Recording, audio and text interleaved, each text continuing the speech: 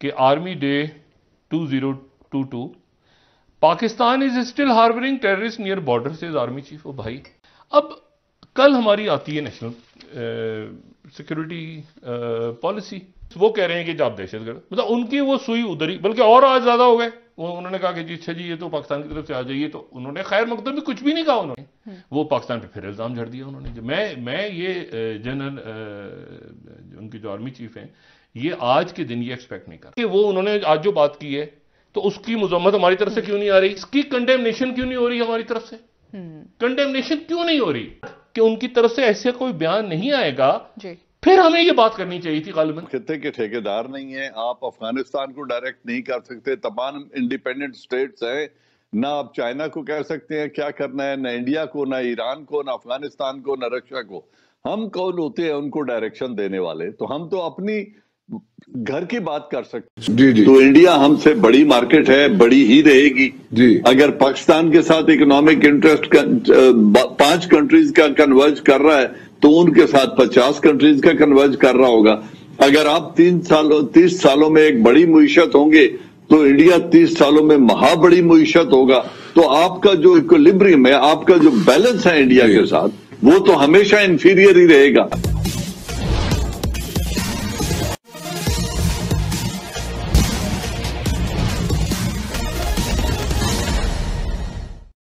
पाकिस्तान बनने के बाद पाकिस्तान की वर्तमान इमरान खान सरकार ने अपने देश के लिए एक राष्ट्रीय सुरक्षा पॉलिसी तैयार किया है, जिसमें कहा गया है कि वे भारत के साथ युद्ध नहीं लड़ सकते, इसलिए अब वे भारत के साथ अगले 100 साल तक शांति बनाए रखना चाहते हैं। पाकिस्तानी सरकार को यह उम्मीद थी कि भारत के तरफ से कोई स्वागत वाली प्रतिक्रिया आएगी, लेकिन 15 जनवरी को सेना दिवस के दिन भारत के थल सेना प्रमुख नरवणे ने यह कहकर पाकिस्तानी सरकार की हवा निकाल दी कि पाकिस्तान अब भी आतंकियों को अपने यहां बैठा रखा है कि कब मौका मिलते ही भारत में प्रवेश करा दिया जाए। क्या है पूरा मामला, आइए आप भी सुने। लेकिन आज ये हुआ कि आज उनका आर्मी डे, वो 15 जनवरी को आर्मी डे। अच्छा, तो अब वहां पर उस मौके पे एक परेड हुई और परेड हुई या जो भी फंक्शन हुआ, तो उस वक्त अब कल हमारी आती है नेशनल सिक्योरिटी पॉलिसी, और आज जो है वो जो मैं यहां पे जी को पहले कोट करता हूं कि army day 2022 Pakistan is still harbouring terrorist near border से आर्मी चीफ। ओ भाई, मतलब मैं तो समझ से मेरी बाहर है कि ये उन्होंने, मतलब उनके कुछ भी कहने को, हमने एक बात कही है और हमने उस बात के कहने के उनका जवाब क्या है आगे से। अब हम कह रहे हैं कि हम जियो इकोनॉमिक्स करेंगे, तो जियो इकोनॉमिक्स में उनका क्या, देखें, या तो किसी जगह पर पहले बैकडोर डिप्लोमेसी हो और एक टेम्परेचर कम किया जाए। अब मुझे बताएं कि इस पूरी पिक्चर में मतलब आगे कैसे कैसे क्या, ठीक है, मतलब कैसे ये करना क्या, जो मैं कल भी ये बात पूछ रहा था, बात करें हर चीज पे बात करें। वो कह रहे हैं कि आप दहशतगर्द, मतलब उनकी वो सुई उधर ही, बल्कि और आज ज्यादा हो गए। उन्होंने कहा कि जी अच्छा जी ये तो पाकिस्तान की तरफ से आ जाइए, तो उन्होंने खैर मकदम भी कुछ भी नहीं कहा उन्होंने। अच्छा, साथ ही वो कह रहे हैं कि आज उन्होंने आज फिर इल्जाम झड़ दिया। तो एक तो ये मुझे नहीं समझ आ रहा, ये देखिए ना, 100 ईयर्स 100, उनके सारा, अब इसकी एक तरदीद होना या वजाहत होना, हम जंग अगर नहीं चाहते तो वो तो कुछ और कह रहे हैं आगे से। बिल्कुल सर। तो मतलब ये तो फिर आप अजीब और गरीब किस्म की बात हो गई ना। जो भी तनाज़ा, लेकिन उसके कोई मुज़ाकरात, कोई उसके कोई बैकडोर है नहीं है, क्या है, तो यहां पर भी कंफ्यूजन है। अच्छा, वहां कंफ्यूजन नहीं है, उन्होंने कैटेगोरिकली कह दिया कि अच्छा जी हम प्री कंडीशंस के बगैर पाकिस्तान तैयार हो गया, अगर कोई रखे और पीछे वो जाने को तैयार है, सियाचिन छोड़ने को तैयार है, तो फिर हम सोचेंगे उस पर, लेकिन उसके लिए उनको पहले डीमिलिटराइज करना होगा, फिर जगह छोड़नी होगी, ये करना, वो बोलते जा रहे हैं, ये 100 साल की वो बोलते जा रहे हैं। वो पाकिस्तान पे फिर इल्जाम झड़ दिया उन्होंने। जो मैं ये जनरल उनके जो आर्मी चीफ हैं, ये आज के दिन ये एक्सपेक्ट नहीं कर रहे हैं, और मुज़ाकरात की मतलब कोई ना कोई सिग्नलिंग होनी चाहिए थी, बजाय इसके कि उन्होंने वो पहले वो एक 50 साल 70 साल का जो है वो उधर डाल दिया कि वो उन्होंने आज जो बात की है तो उसकी मजम्मत हमारी तरफ से क्यों नहीं आ रही, इसकी कंडेमनेशन क्यों नहीं हो रही हमारी तरफ से, कंडेमनेशन क्यों नहीं हो रही कि उनकी तरफ से ऐसे कोई बयान नहीं आएगा फिर हमें ये बात करनी चाहिए थी गालिबन। डिप्लोमेटिक फ्रंट पे इंडिया के साथ हमने कोई ऐसा कोई इतनी माइलेज गेन नहीं की। इंटरनेशनल कम्युनिटी को हम उस तरीके से टैप नहीं कर सके जिस तरीके से हम चाहते थे। जी जी। तो इंडिया हमसे बड़ी मार्केट है, बड़ी ही रहेगी जी। अगर पाकिस्तान के साथ इकोनॉमिक इंटरेस्ट 5 कंट्रीज का कन्वर्ज कर रहा है तो उनके साथ 50 कंट्रीज का कन्वर्ज कर रहा होगा। अगर आप 30 सालों में एक बड़ी मुईशत होंगे तो इंडिया 30 सालों में महाबड़ी मुईशत होगा। तो आपका जो इक्विलिब्रियम है, आपका जो बैलेंस है इंडिया के साथ, वो तो हमेशा इंफीरियर ही रहेगा। तो वो तो डिप्लोमेटिकली भी ग्रो करेंगे, इकोनॉमिकली भी ग्रो करेंगे, मिलिटरीली भी S-400 खरीद के ग्रो कर रहे हैं कि जी ये मुईशत, ये हमारा डिफेंस जो है चाइना के अगेंस्ट है। तो वो अगर तमाम चीजों को बिल्ड करते रहते हैं और आप कश्मीर को इग्नोर करके बैठ जाएं तो well this decision is to be made by the political leadership. Imran Khan को जो एक बात सुननी पड़ती है वो ये है कि आप कश्मीर का सौदा करके बैठ गए।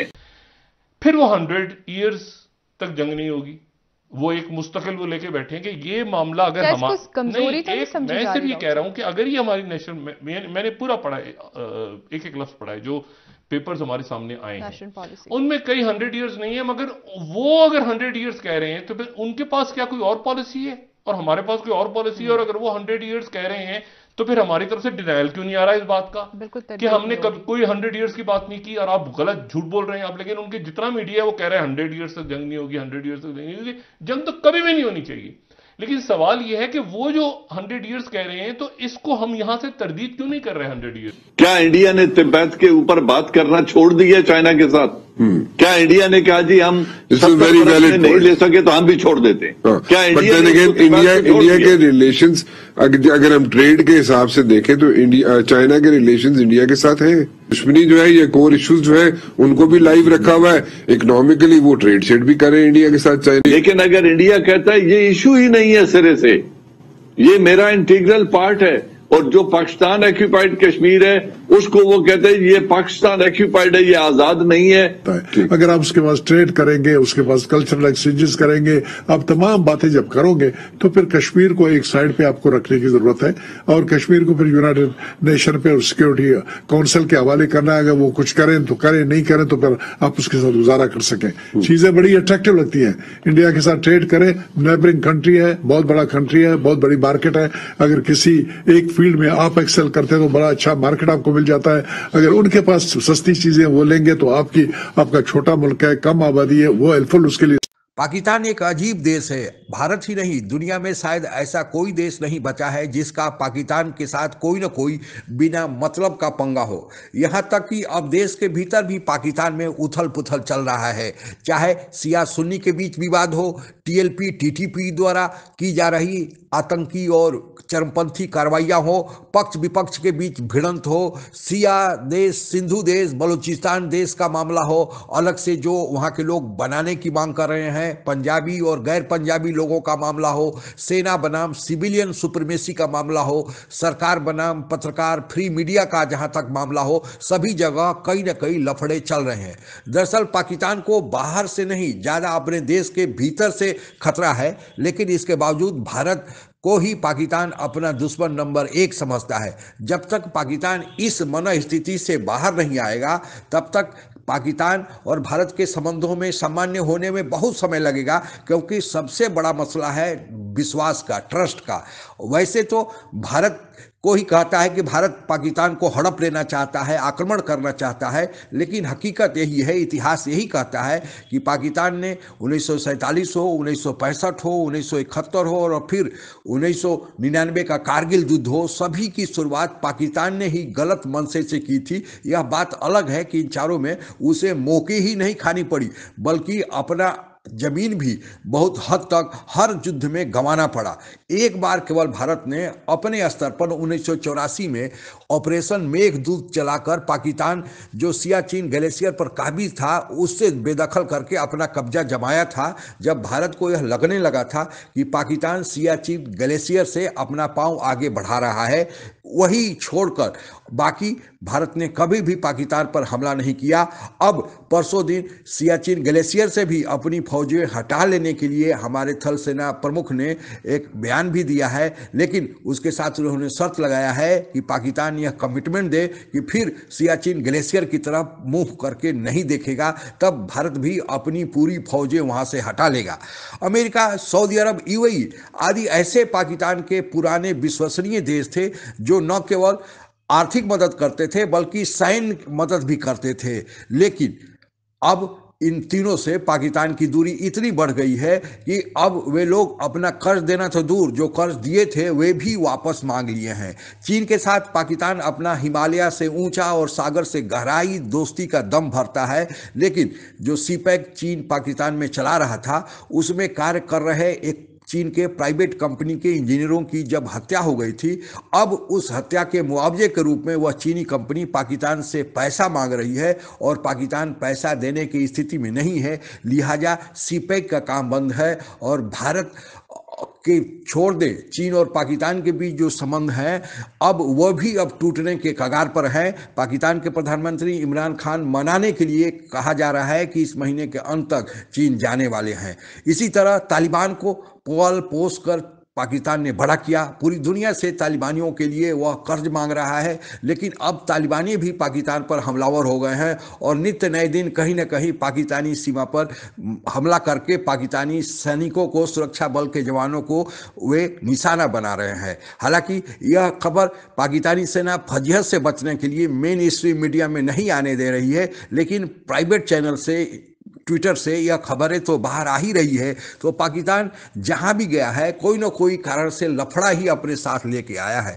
भारत के साथ वह शांति का संबंध चाहता है, यह बहुत अच्छी बात है, लेकिन पाकिस्तान को इससे 3 फायदे होने वाले हैं जहां तक कि राजनीतिक पंडितों का मानना है। पहला कि पाकिस्तान और भारत के साथ जो सीमा पर अभी शांति बनाए रखने का जो अभी चल रहा है, सीज फायर हुआ है, उसको पाकिस्तान चाहता है कि अस्थायी कर दे, यह लंबे समय तक चले, जो पाकिस्तान के हित में है। दूसरा, पाकिस्तान और भारत के संबंधों में अगर सामान्यता आएगी तो पाकिस्तान जो एफएटीएफ में निकलने की कोशिश कर रहा है उसको बल मिलेगा, क्योंकि भारत के ही कंप्लेन के चलते पाकिस्तान एफएटीएफ में फंसा हुआ है। और तीसरा, पाकिस्तान में भारतीय सामान जो स्मगलिंग हो गए, सऊदी अरबिया, दुबई के माध्यम से आते हैं और बड़े ऊंचे दामों पर बेचे जाते हैं, और बहुत सारी दवाइयों की चीज़ें भी स्मगलिंग होकर भारत से पाकिस्तान में आती हैं, खाने पीने की सामान भी भारत से आता है। तो पाकिस्तान यह चाहता है कि अगर बाहर से वह ऊंचे दामों में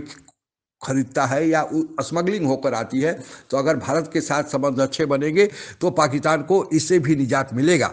हालांकि अभी परसों जो नरवणे साहब ने कहा कि पाकिस्तान की मंशा तो है लेकिन ऊपर से है कि वह भारत से अच्छे संबंध चाहता है। पाकिस्तान अब भी अपने यहाँ आतंकियों को बैठा कर रखा है कि जरूरत पड़े तो वह जम्मू कश्मीर में दाखिल करा दे। पाकिस्तान सच्चे मन से अगर भारत के साथ दोस्ती करना चाहता है तो हमेशा ही शांति और दोस्ती एक अच्छा कदम है और इसे स्वागत किया जाना चाहिए। आज के लिए बस इतना ही। जय हिंद। आप अगर हमसे जुड़ा रहना चाहते हैं तो कृपया मेरे चैनल को सब्सक्राइब करें तथा बेल आइकन भी दबा दें ताकि नई वीडियो की जानकारी तुरंत आप तक पहुंच जाए। धन्यवाद। जय हिंद।